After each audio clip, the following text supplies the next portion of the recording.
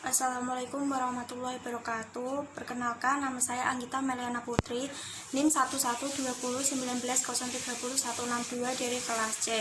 Di sini saya akan mempresentasikan tentang asuhan keperawatan tentang anak keterbelakangan mental, yang meliputi pengertian, penyebab, tanda dan gejala, komplikasi, pemeriksaan penunjang, penata laksanaan, diagnosa, dan intervensi. Yang pertama, pengertian.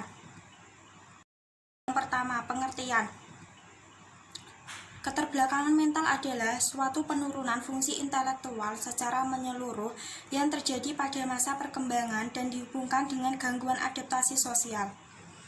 Ada pengertian lain tentang keterbelakangan mental pada anak, yaitu suatu keadaan perkembangan mental yang terhenti atau tidak lengkap, yang terutama ditandai dengan adanya rendahnya impairment atau keterampilan, yaitu kecakapan dan skill selama masa perkembangan, sehingga berpengaruh terhadap inteligensia, yaitu kemampuan kognitif, bahasa, motorik, dan sensorik.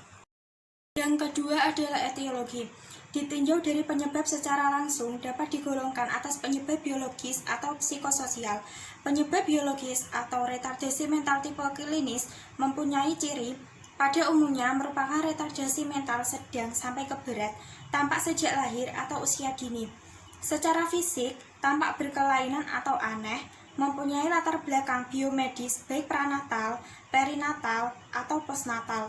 Tidak berhubungan dengan kelas sosial, penyebab psikososial atau tipe sosial kultural. Mempunyai ciri, biasanya merupakan retardasi ringan, diketahui pada usia sekolah, tidak terdapat kelainan fisik maupun laboratorium, mempunyai latar belakang kekurangan stimulasi mental.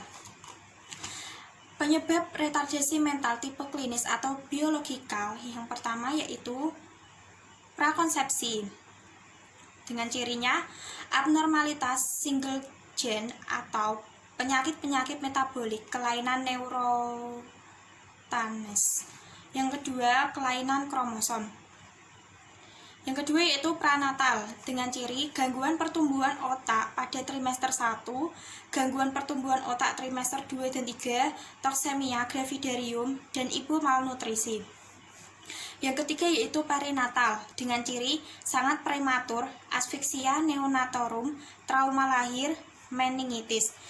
Yang keempat yaitu postnatal, dengan ciri trauma berat pada kepala atau susunan saraf pusat, neurotoksin, misalnya logam berat, gizi buruk, dan kelainan hormonal. Yang ketiga yaitu manifestasi klinis atau tanda dan gejala. Yang pertama, gangguan kognitif yaitu pola dan proses berpikir. Yang kedua, lambatnya keterampilan ekspresi dan resepsi bahasa. Yang ketiga, gagal melewati tahap perkembangan yang utama. Yang keempat, lingkar kepala di atas dan di bawah normal, biasanya lebih besar atau lebih kecil. Dan yang terakhir yaitu kemungkinan lambatnya pertumbuhan. Yang keempat yaitu komplikasi.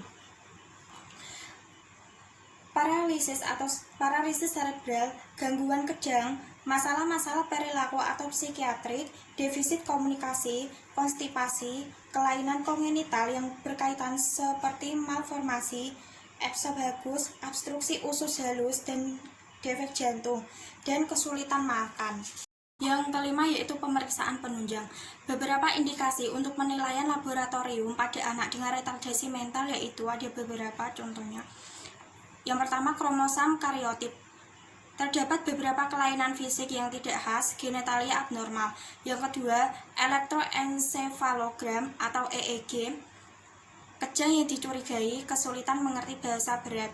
Yang ketiga, cranial compute tomography atau CT atau magnetic resonance imaging atau MRI.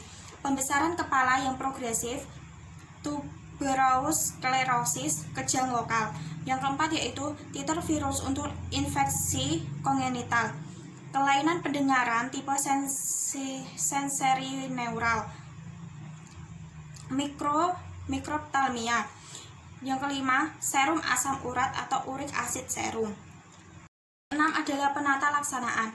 Penata laksanaan anak dengan retardasi mental bersifat multidimensional dan sangat individual. Semua anak yang mengalami retardasi mental juga memerlukan perawatan seperti pemeriksaan kesehatan yang rutin, imunisasi, dan monitoring terhadap tumbuh kembangnya. Yang pertama adalah pengobatan. Tujuan pengobatan adalah mengembangkan potensi semaksimal mungkin, sedini mungkin, diberikan pendidikan dan pelatihan khusus yang meliputi pendidikan dan pelatihan kemampuan sosial untuk membantu anak berfungsi senormal mungkin. Berikut obat-obat yang dapat digunakan.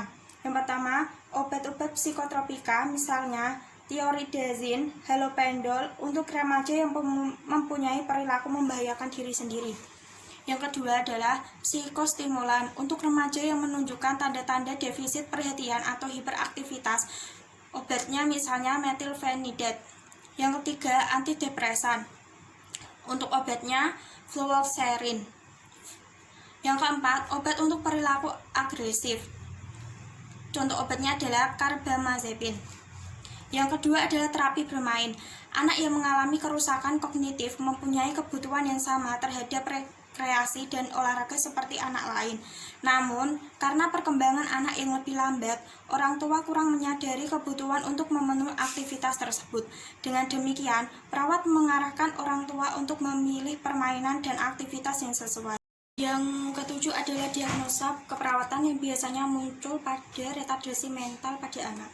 Yang pertama adalah defisit keperawatan diri. Yang kedua, ansietas berhubungan dengan ancaman terhadap konsep diri.